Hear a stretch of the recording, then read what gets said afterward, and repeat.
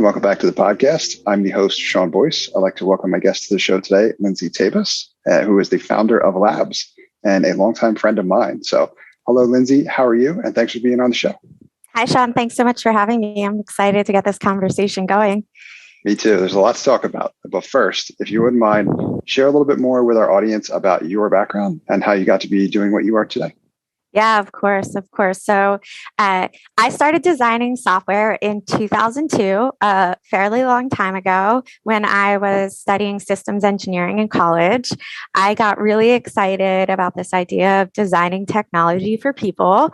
And I went to Silicon Valley in 2005 with a twinkle in my eye. I had ridiculously large startup dreams and executed what we would call the startup blueprint, like to a T. Now, I was working full-time doing what's called now user experience and product management. I was a business analyst, and we could talk more about how terminology has changed over time. But on the weekends, I was following that startup blueprint. I was hacking away. I was looking for tech co-founders.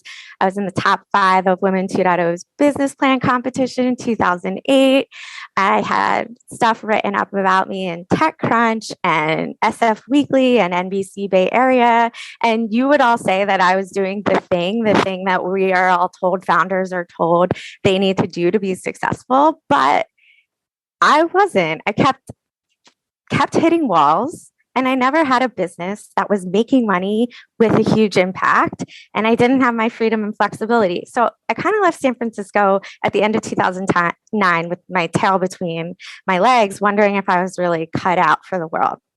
Now, a lot has changed over the past 2 decades since I started, but I continued my career in New York City. I worked for 2 years there and set out on my own as an independent contractor, really doing those roles, user experience design, product management, user research. I was hired by Techstars to meet with each one of their startups on a weekly basis for 8 weeks and help them with product and UX. And I also had the opportunity to run American Express's usability testing lab, which was such a cool experience because they have access to so many more resources and so many more users and customers than you get with startups. But being a consultant, it's really hard, feast or famine. Doing whatever anyone sends you, you have a hard time talking about your own position. So I knew I needed to productize my services. And that's when I decided to start building labs, product market fit for pre-seed startups. I was really tired of seeing well-intentioned, really caring entrepreneurs suffer from bad software development. They jump into software development right away, thinking that that's how to start their business. The average project goes 3x over scope, and they struggle to connect with customers, blaming their lack of progress probably on the developers and not on the fact that they didn't do strong customer research upfront. So Labs is a 6-month experience centered around a course where I teach you how to push your business as far as possible, including even generating revenue without hiring software developers. So testing all of those hypotheses in a lean way. I also teach you the skills that's going to close that communication gap between you and software developers. And the final piece is that while I work with entrepreneurs, mostly I also behind the scenes have been performing due diligence on behalf of investors for the past 5.5 years. So the third part of Labs is, what are all the machine parts that's going to make this car go vroom? And investors want to actually talk to you. Okay, so I'm really proud of where Labs has gotten, and I have some founders with some awesome success going on to getting into accelerators to continue getting the support they need, building their launch lists, feeling like they actually have a business, which is killer. Yep. So many different outcomes. Happy to talk about that. But I think we also have some really awesome topics queued up to talk about. That we do. And I only have about 1 million questions for you. So we'll do the best we can with the time we have. But your experience is incredible. I know we've talked about this a lot offline, but traveled a similar path. And I wish I had gotten connected to you when I started my first startup, because I made just about every mistake in the book, building a solution to a problem that didn't exist, that I didn't find out till much later. And of course, was like unbelievably heartbreaking and an unfortunate lesson still to this day, way too many startup founders and entrepreneurs have to go through in order to learn everything about what you just said. So it's excellent and amazing that you can get that in a package now from someone with your level of experience. I cannot recommend people enough to go to all of the content that you produce and consume all of it, because it's very valuable stuff. But to your point, what we wanted to talk about more today, and what I definitely wanted to pick your brain about, was an area where you have a lot of expertise, which is in UX, or user experience. And this topic that I know I'm very passionate about, and in particular, identifying the differences, good, bad, and otherwise, out in the wild, pulling from the best principles in terms of how UX design has evolved over the years, which I know you have a lot of experience with as well too. But we'll start simple and then we'll get into the weeds from there. I'm going to ask you to kind of define it. Like, how would you describe UX? Because I used to say, like, if you wanted, and I interchange the industry from time to time, but I would say if you wanted 4 opinions, ask 3 people. You get 2 opinions from at least one of those 3 people. So I want to hear, with all your expertise, I want to hear your take on UX, and then we'll dive into a little bit more from there. Yeah. So I love that you said that was a simple place to start, because most people don't realize this. Most people know at face value that it's hard to define user experience, user interface, user research architect, information architect, whatever. This conversation has been going on for well over 25 years. When I was in graduate school in 2005 at UC Berkeley, I had a reading assigned to me, which was a 15-page wiki of people in this field debating what is information architecture, what's visual design, information design, navigation design, user interface, who does what, who's responsible, blah, blah, blah, blah. I'm going to speed up, though, to 2017 to tell you why I started Labs and why it says nothing about user experience. Everyone, not everyone, because everyone, a lot of people, don't know what user experience is. They don't hire it until after the product is built. That's a good point. But Don Norman, who you mentioned on a previous podcast, the godfather of this field. Totally. He said in a speech when I was in grad school that if your UX-minded people are not at the decision-making table before you pick which projects to work on and which initiatives to pursue, that is the first mistake. Definitely. And a great point. Now, you asked me to plug this later, but I have a product market fit ebook where I 3 myths that we need to stop believing to avoid the 90% failure rate. And the first one is something that I think is totally human, and I'll circle back to the definition again. But the first myth is that because we experience a problem and we figure out how to solve it for ourselves, doesn't mean that there's enough people to make this a business. Good point. The classic way all of us go about problem solving, whether you're a startup founder or you're, the CTO of a Fortune 50 company, is making that mistake. We get anxious when we experience or hear of a problem. So once we have a solution, that feels better, and we're high off of our own ideas and we run forward, and then we don't listen to anyone else that has an opinion that tells us we might be wrong. Okay. All said. So I'm gonna go back now to like the actual field of. So the field of user experience. So Excellent. I don't like the term and I decided to disassociate with the term because people don't hire it until it's too late. Good point. Okay. I also don't like it because let's take all these terms that I just mentioned previously, navigation design, information architecture, like visual design, UI, whatever. Sure. They all fall under this field that we can call human computer interaction, HCI, Sure. meeting of psychology and computer science. HCI is tasked with offering the world simpler interfaces, simpler ways to interact with things. Yep. But the interface that HCI has with the rest of the world, particularly around defining what it is and what it does, is really poorly designed. Yeah, irony. And so, like, this argument at a certain point, I was like, I'm done having it. Like, I'm going to talk about product market fit and connecting with customers and making money. Yep. And I will teach skills that are very much UX skills, but I'm not going to call them UX. Because if I told you Labs is a 6-month program to teach startups about UX, like, they're not hiring. They're not going to sign up for that, right? Mismatch, right? That's well said. Yeah. So,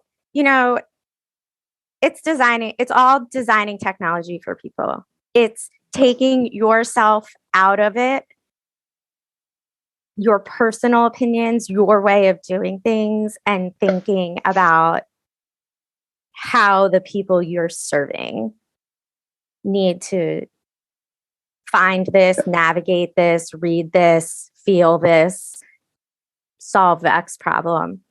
True. That's what that's where it's supposed to be. Right. What boils down into, right? That's a good point about the mismatch between people not really understanding it. We've seen that elsewhere as well too. And then it not being prioritized like it should be, which is unfortunate. But regardless, however we need to match things up, you're clearly helping people focus on what they need to be in the way that they understand it, which I would even argue to say is potentially falls into the category of UX, right? Good UX. Which is a nice play on words there. But I want to go like a step further from that as well too, in terms of there's a lot of focus that goes into the terminology, which steals a lot of the thunder of these conversations because we wind up talking about like what it is instead of just doing it or like doing it as well as we can, right? What would you say? And I know we talked about Norman Nielsen Group, The Design of Everyday Things, which is an absolutely amazing book, which if anyone hasn't read, they absolutely should. I know you're a big fan as well too.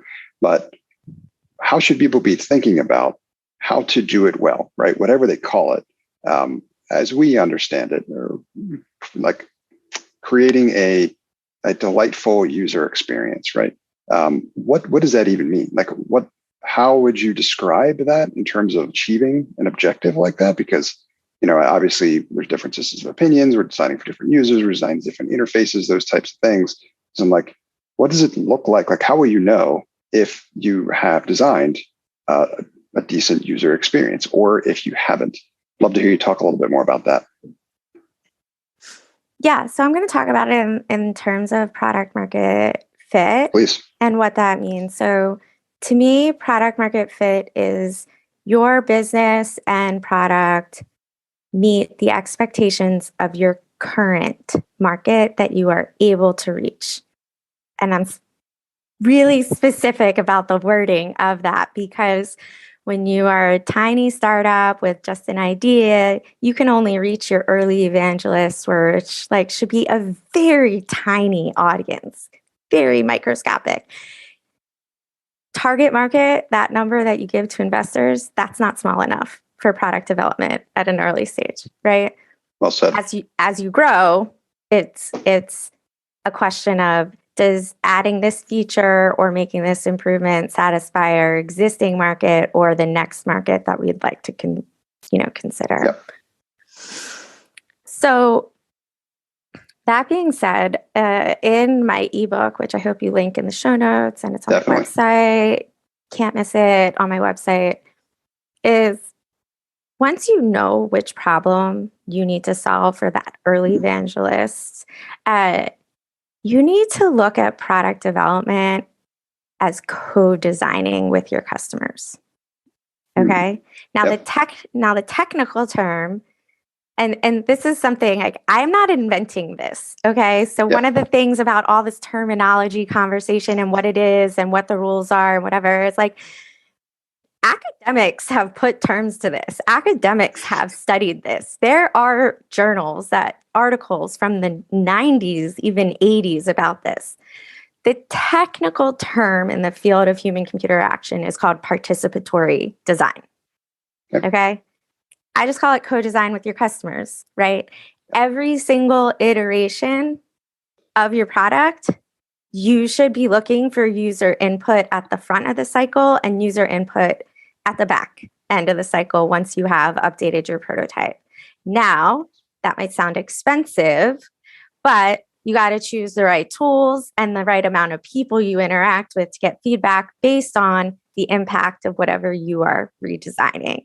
So if you want to measure good, user experience and good usability, keep a cadre of customers close. So for the low-hanging fruit, having an informal customer advisory panel that you can shoot an email to with some quick questions about hey, what are your, folders in your email right now? What are the names of it? How many top level folders do you have? Something quick like that while you're designing. Funny enough, I'm thinking about this is that the woman that introduced us, Ellen Weber, she was one of my informal customer advisors because I did user experience for Gust.com. And she's cool. The, manager of Robinhood Angel. Sounds amazing. Yeah. So maybe it's just as easy as getting some quick information from your informal customer advisors. And maybe it's as formal as recruiting 20 customers to do deep interviews, or in between, I usually say, hey, anywhere from 3 to 6 users to usability test and click through your prototype. You can pick up a lot of errors, right? Yep. Right away, just from putting your prototype in front of, or designs or picturing. You can even do it with kindergarten skills of paper and pencil. Totally. You'd be surprised that people don't need a fully built thing to respond to it if you recruit the right people, right? So that there's a lot of technicality in that, but I think keeping close to your customers, never going too long without talking to them, interviewing them. And really, I want to emphasize talking, interviewing, interacting, because too many people just do it off of data analytics or market trends. Great point. They do anything to avoid talking to real people. Right. That's where the value is, though. You're so right about that. I get a lot of folks, too, that have, when I've asked for this information that you're talking about, which is so important to get, they say, well, I've got this survey data, right? And that's always missing the most important element for me, which is the why. You might have what they did, you might have how they did it, but you don't have the why, the fundamental, most important motivating factor to what your customer either does or doesn't do or wants to do or doesn't want to do, right? And just like you said, you can't get that without talking to them. There's a lesson in labs where I just briefly hit on the difference between qualitative and quantitative, and primary and secondary, so that you understand how to get the full picture. Qualitative, can include surveys depending on how you ask the questions, right, and the options you give them. But you're really going to get the richest amount of information in interviews. Definitely. Sure. I've always felt that before you get to the survey step, get the qualitative data first so that you can make a good survey, right? Because I've never been able to put together a good survey or questions I want to ask until I start speaking with somebody first. And that first conversation may not be as valuable as some of your later conversation, but that's okay because the process is meant to start where it starts and then improve from there, right? Exactly. I always especially with the way Labs is designed, is like it's the ideal user-centered design UX experience, which is doing these deep dive of interviews, combining it with some like competitive research, observational research, putting together from that analysis, like what the problem is, what your top 5 solutions are, and any other behavioral questions, and then scaling your findings in a survey. There's some technicalities I could go into that, but I do go into surveys, and there's usability principles that you need to heed in surveys. There was one thing I did want to say about like judging user experience and what it is. You mentioned on your last podcast, just as you did a few minutes ago, Don Norman's Design of Everyday Things. That book was assigned to me twice, once in undergrad while I was studying engineering, and again when I was studying user interface design and development in graduate school. He defines this term called the gulf of evaluation. It's the time it takes between when someone sees your product for the first time and figures out how to use it. So the example I use is like most landing pages and most brand new apps people download, you have like 7 to 14 seconds for them to figure it out before they jump. Right? So your gulf of evaluation, right? So anyone in the audience can realize it's easy to realize bad design, right? Yep. Like I downloaded this app. It didn't tell me what value it's giving me at all, and it's asking me to sign up right away. Yep. Yeah, delete, right? But I had a really successful project with coaching a UX designer where it was about, they were launching a partnership. It was Fastmail and 1Password launched this partnership, and they needed to make sure their landing page and sign up experience was seamless. And they have a conversion rate of 22.5% on the landing page. Once they sign up, it's like a 42% conversion to paid accounts. And it's because we really focused on how a person, what they know when they first see like the press release or the tweet, what they need to know at the landing page just in order to hit sign up, what they need to know on the sign up form just in order for them to select submit. Love and then that. What they need to see, it's a story, and you have to tell it really, really well in both the design and the copy. It's so great. I love the sequential element that you mentioned there, right? It brings back instances of things that I've studied where they talk about like overwhelming like selection anxiety and how less is more and all these types of elements to help people make decisions the way that's easiest for them, right? The most straightforward. Like for the longest time, I used Casper, the mattress company, as an example of how less can be more. And like mattresses were flying off of their figurative shelves because I don't think they had inventory at the time, but it was because they sold one. When you get to their website, it's like, which one do you want to buy? It's like, what do you mean? I don't even need to worry about that, right? I want a mattress and there's only one. And I love that and that was a great comparison too, because I don't know if you've ever walked into a mattress store. I imagine you probably have, but as soon as I go in there and I'm like, there's 50 of them in there. 50 mattresses. And you're like lying on all of them. I just get frustrated and I rage quit, right? Isn't like, I can't tell the difference between these. This one costs double that one. They feel the same. I'm out, right? Yep. So you are making the job significantly harder for your customer. So that's essentially kind of a real life example of what you just described, right? In physical, we're talking about like physical products, but like step that out, right? Make it a series of sequential steps, but along the lines of what's optimal for your customer. Yeah. So I'd love to impart a little more knowledge on this, on Definitely. What you just hit it's a on. Big one. So there's something you talked about. I don't know Tim's last name, or Yuli, something like that. Yeah. You guys were talking about how sometimes it's important in an app for the user to struggle in order to figure things out. I'd love to hear your take on this. So the actual concept that I can share to kind of capture this is there's there's features that you design for basic users, and there's features that you design for advanced users. Well said.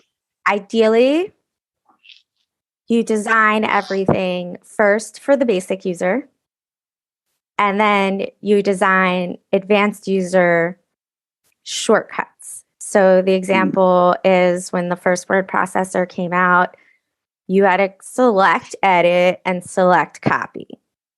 Okay, that's the basic user experience. That's going to be the most straightforward way for anyone, whether they're basic user or advanced user, to find that piece of functionality. Yep. Then came right click. Then came Control C. Awesome. Okay. Another really simple example is adding a printer. Now, adding a printer is usually a step-by-step process in most operating systems because you don't do it that often. So for features that you're adding that people do not do often, you're going to want to only design the basic user experience. In the case of printers, that's the steps to completion. Step 1, step 2, step 3, step 4, right? We're not going to go ahead and try to teach everyone how to use the terminal to add a new printer, right? So you can constrain the level of work you put into launching a feature by thinking about design for the basic and then design for the advanced later.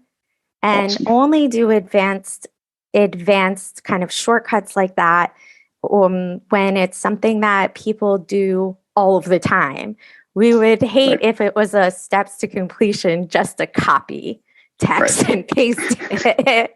But with like a printer, we don't do it that often. We don't need an advanced user experience. So it's about, and this is something that you guys also focused on, it's about focusing on there's the most, minimal viable product, but there's also like the minimal viable processes, the things that like you have to always cover and it has to be super useful and usable. Like PayPal, I'm going to give one more example. PayPal has to make it always easy for me to pay you and you to pay me. If it's difficult, then like their business is over. If you're looking for the embed code for donate button to put to your website in PayPal, it's not easy to find. You're going to have to search for it. But like, I know that it's not a good use of PayPal's resources to prioritize making it super easy to find the embed code for the donate button. Well said. So as product managers, as founders, you really need to think about what are the minimum steps the user needs to take to get the value as quick as possible. And that needs to be as seamless as possible. And everything else we can worry about later. Or never, because I'm pretty sure the web pages for the donate button look the exact same as they did 15 years ago. Right. Well said. I love this construct that you shared, which simultaneously gives you a great place to start without getting overwhelmed and does a good job of describing just how much nuance goes into achieving like successful or high quality UX, right? In the designing around the basic and the more advanced user. But my thought immediately jumped to when you described that workflow of like the copy paste or like the select and copy is that a lot of the basic users are perfectly happy continuing to use that workflow and not learning the advanced concepts. And they'll use that forever. I just don't know people that hunt and peck on a keyboard. Yeah. And they do so rather like delightfully for them, right? Frustrates me. But that's why we need to know who we're actually designing for. Exactly what I was thinking. It's like, I think it connected a few dots in my head when you described that, because I think something I know I've done and I'm guilty of doing and have to work very hard not to do this is I want to jump immediately to designing for the advanced user because I just assume that the majority of users are going to want to do it in that way, but that may not necessarily be true. In fact, most of the time it's probably the exact opposite of the case, right? We want to design for, like you said, different types of users, and that can also happen in sequence, right? we don't need to design a ton of different workflows to begin with. We need to design one, and we should design the one that applies to the most people. This does get into the concept of personas and how they're actually supposed to be used. You're supposed to select your primary user and your secondary user. The idea is that every new feature makes both happy, but in the event that something, the secondary user wants something that the primary user doesn't want, if we can design it without deprecating the primary user experience and primary persona, awesome. But if it's going to affect the primary user experience, then we don't want to build it like that, right? We don't want to prioritize that. So it also helps you prioritize features and feature requests to say what type of user is this coming from? Have we heard it from enough of them? And is this our primary, our secondary, or like not even anyone we really need to care about? And that's a problem a lot of teams have, is one, agreeing on who those people are, right? Because every single person on a product team is looking at it from their egocentric lens, right? But if you can, then we can reduce a lot of time in meetings because we can eliminate personal conjecture, and that would be beautiful. It certainly would be. We can just say, what does our primary persona want? Not you, not you, not you. What do they want? I'm glad you brought this up, because this is something else I was going to ask you about. I see this all the time too, where just got out of a meeting where we're working on, designing a workflow for a product for a nonprofit, and we're going back and forth between what someone else on the product team thinks and what me on the product team thinks, and it's like, none of that is really relevant. We've gotten deep into the weeds here. And sometimes it takes longer than it should. And I'm like, we got to go back to the user, right? Like, this should not be us debating which one of these we should use, because that's not who it's being designed for. So how do you instill this principle in folks in terms of, like, I try to think of it in terms of a routine, or what are the guiding principles you have for them to prevent a lot of that lost time and effort, which can really jeopardize the quality of the product experience, because they're getting away from what got them to wherever they are, right? They're making decisions the way that they shouldn't be. They're asking for opinions from folks that really is not as relevant.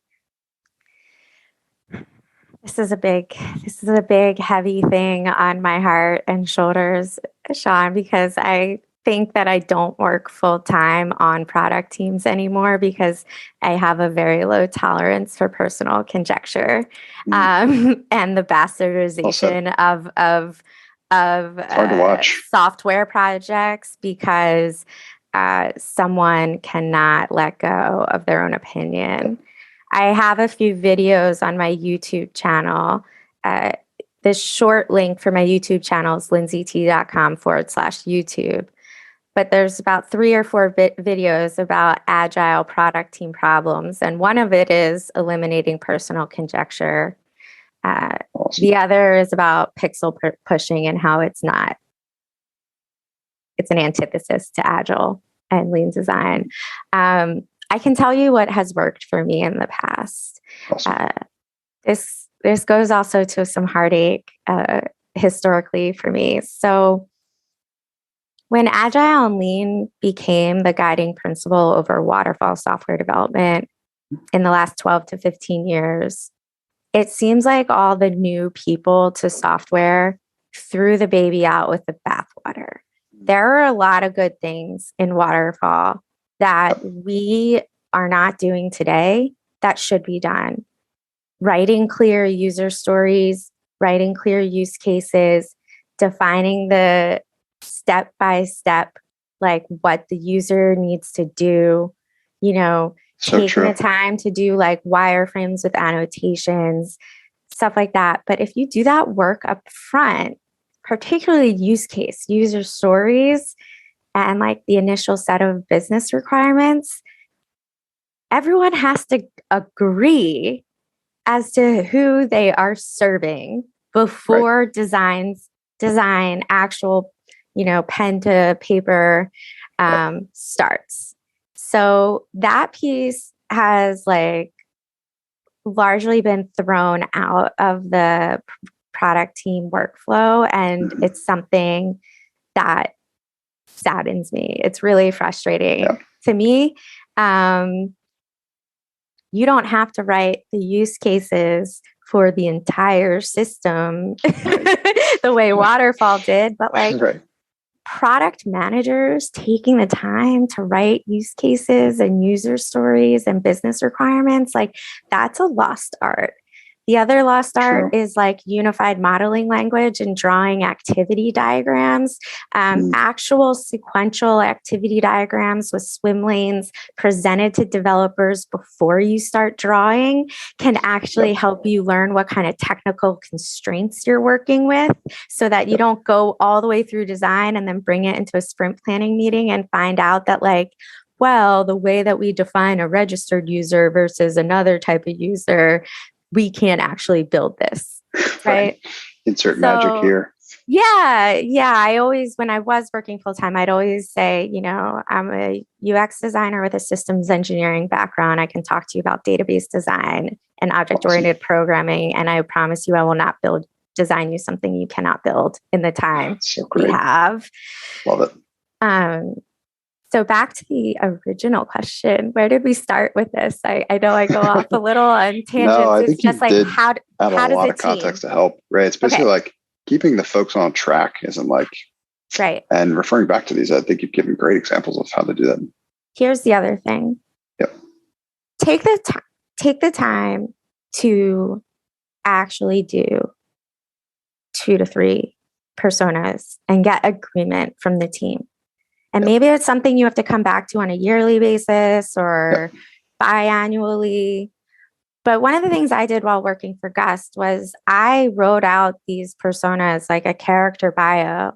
And there was a binder for every new developer that came on the team. That's amazing. And they read about the personas. And that captured a lot of the user research that we had already done. And it was part of their onboarding to the team. Love that.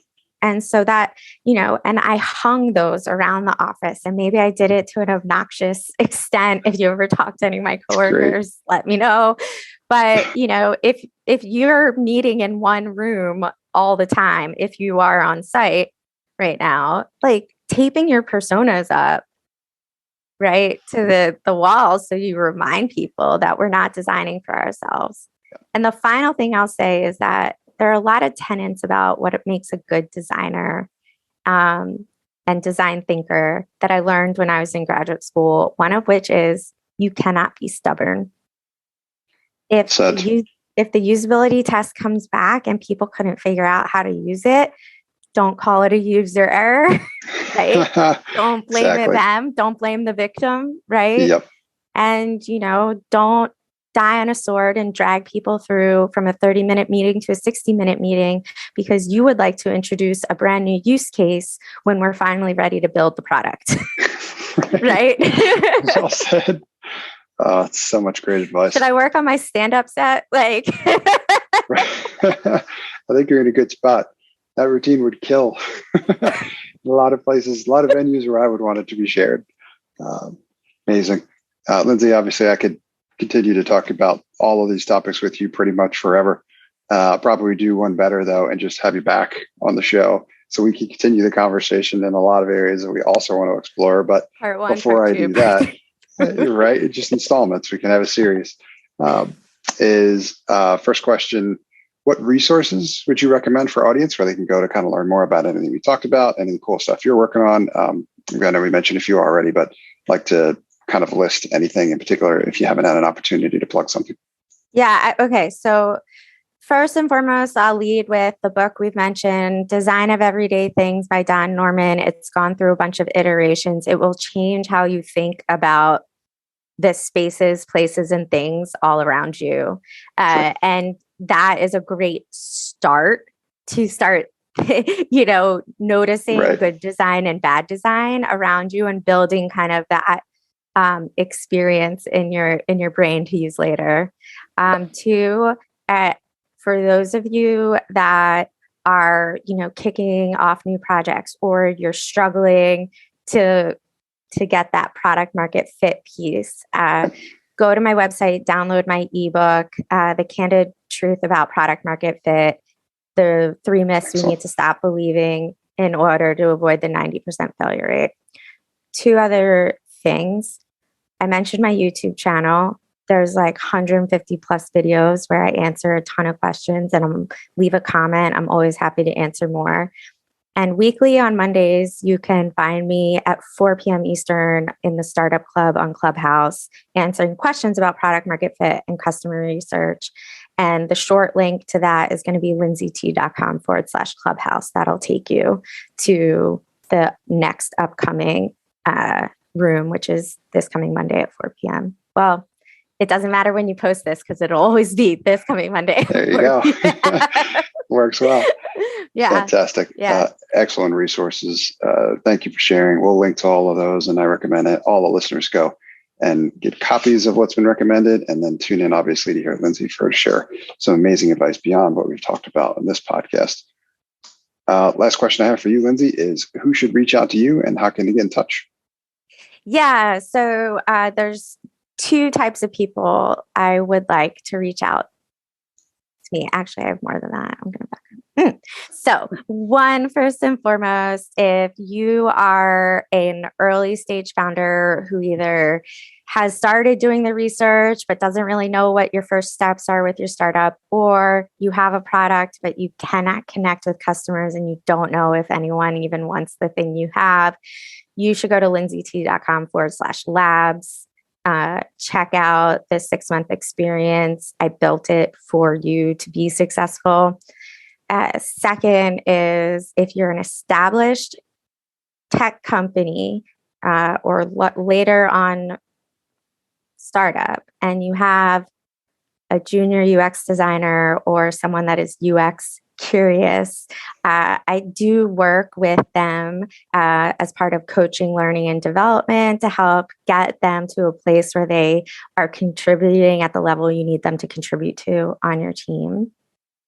And the third is I'm actually looking for a mid-level product strategist to work with me on labs, serving my founders. So if that's you and you're a consultant already 1 or 2 years in, please reach out to me about that. hi@lindsayt.com. You can also find me on LinkedIn as well. Very cool. Super exciting. All of that. We'll link to those as well also. And can't thank you enough, Lindsay, for being here and sharing your knowledge and experience with our audience. Yeah, I love it. Thank you for having me. You're very welcome. Excited to have you back. Thanks for listening to this episode of Product Launch. I hope you got value out of it. I like to feature product people on my podcast because that's who I love to help. I'm a product strategist, and I can help you scale your business and grow your profit through a product. If you'd like to learn more about how I can help you, email me at sean@nextstep.io.